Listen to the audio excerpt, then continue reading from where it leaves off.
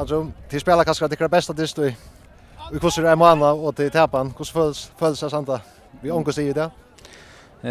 Det följs så förfärligt det kan man bara säga så det var sista minuten så skåra där och det var ganska armbjörn det skulle ha men så la jag vet inte för Tvattland gjorde en annan man så det var helt att det var han som skulle skåra och Kjell vet inte få ända alltså få fler mål så vi spelar öliga väl och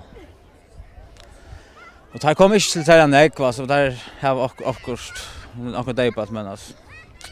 Jag vi hade öliga väl upp på det vunnit det där.